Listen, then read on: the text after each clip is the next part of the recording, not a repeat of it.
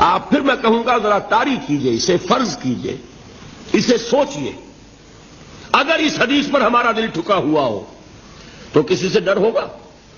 یہ مجھے نقصان نہ پہنچا دے، یہ میری رپورٹ خراب نہ کر دے، یہ میری انکریمنٹ نہ رکوا دے، یہ میرا یہ نہ بگاڑ دے، یہ میرے یہ نقصان نہ پہنچا دے، اس کا ڈر، اس کا ڈر، اس کا خوف، اس کی خوشامد، اس کے لیے جا کر طرح طرح سے اپنی عزت نفس کو ذلیل کروانا اس کے سامنے، یہ سب کچھ کیوں کرتا ہے انسان؟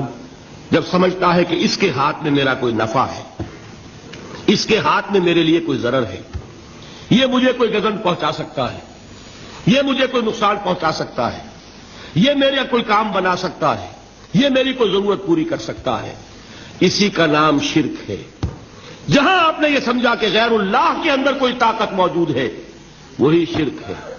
بتوں سے تجھ کو امیدیں، خدا سے نو امیدی، مجھے بتا تو صحیح اور کافری کیا ہے؟ شرک تو یہ ہے۔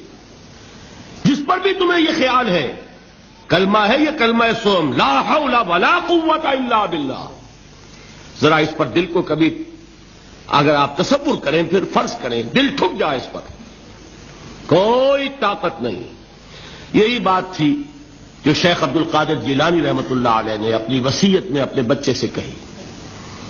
11ویں دینے والے ہیں، لیکن حضرت شیخ عبد القادر جیلانی کی وصیت اور تعلیمات کو کتنے لوگ ہیں جو جانتے ہو؟ یہ جن مقامات تک پہنچے ہیں وہ کس چیز کی بدولت پہنچے؟ انہوں نے جو پیغام دیا وہ کیا تھا؟ اے میرے بچے، جس طریقے سے قرآن مجید میں حضرت لقمان کی نصیحتیں جو ہے نقل کر دی گئی ہیں، میں یہ عرض کروں گا بالفرض اگر قرآن حضرت عبد القادر جیلانی کے بعد نازل ہوا ہوتا تو شیخ عبد القادر کی یہ نصیحتیں بھی قرآن میں درج ہوتی۔ اتنی اونچی نصیحتیں ہیں۔ اے میرے بچے، اس حقیقت کو ذہن نشین کر لے، لا فاعل فی الحقیقت ولا مؤثر الا اللہ۔ اس کائنات میں نہ کوئی فاعل حقیقی ہے نہ مؤثر حقیقی ہے سوائے اللہ کے۔ کسی شے میں کوئی تاثیر نہیں اگر اللہ نہ چاہے۔ آگ جلا نہیں سکتی اگر اللہ نہ چاہے، پانی ڈبو نہیں سکتا اگر اللہ نہ چاہے، زہر ہلاک نہیں کر سکتا اگر اللہ نہ چاہے، کوئی چیز فائدہ نہیں پہنچا سکتی اگر اللہ نہ چاہے۔ تو در در پہ کیوں سر جھکاتے ہو؟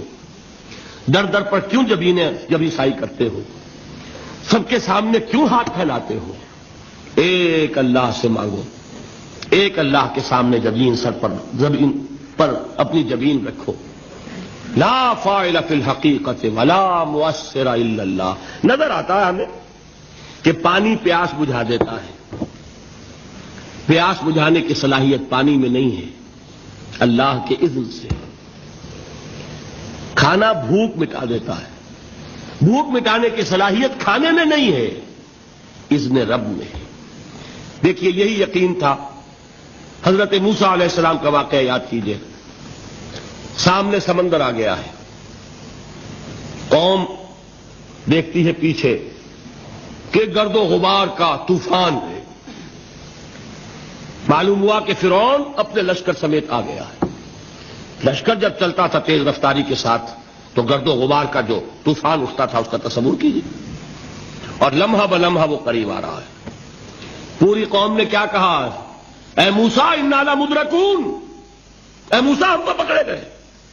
قرآن مجید میں تو یہاں وہ باتیں نہیں لکھی ہیں، لیکن تورات میں یہ درج ہے کہ بنی اسرائیل جھگڑنے لگے، دست و گریبان ہو گئے موسیٰ کے ساتھ۔ موسیٰ ہمیں یہاں مروایا لا کر، اس سے تو ہم وہیں بہتر تھے، وہاں کھانے کو ملتا تھا، زندگی تو تھی، بیگار ہم کر رہے تھے، موت تو نہیں تھی۔ اب جو کچھ ہوگا اس کا تصور کرو، جس طریقے سے ہمارے ٹکڑے اڑائے جائیں گے۔ تو لڑ رہے ہیں حضرت موسیٰ علیہ السلام سے۔ یہ تورات کی تفصیل ہے۔ قرآن میں صرف اتنا آیا ہے، پریشان ہو کر انہوں نے کہا انا لمدرکون، موسیٰ ہم تو پکڑے گئے۔ اس وقت موسیٰ کا جواب کیا ہے؟ کلا ان معی ربی سیہدین، نہیں، میرے ساتھ میرا رب ہے، وہ راستہ دے گا۔ بتائیے کہاں راستہ نظر آ رہا ہے؟ یہ ہے ایمان بالغیب۔ راستہ نظر نہ آئے تب اللہ پر یقین ایمان ہے۔ جیب میں پیسے ہوں اور تب دل کو اطمینان ہے تو ایمان کس پر ہوا؟ پیسے پر، اللہ پر نہیں۔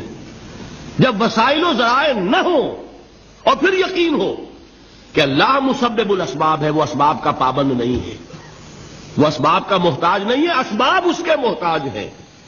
اگر یہ یقین ہے تو اللہ پر ایمان ہے، یہ نہیں ہے تو تمہارا ایمان اسباب پر ہے، وسائل پر ہے، ذرائع پر ہے، مادیات پر ہے، اللہ پر نہیں.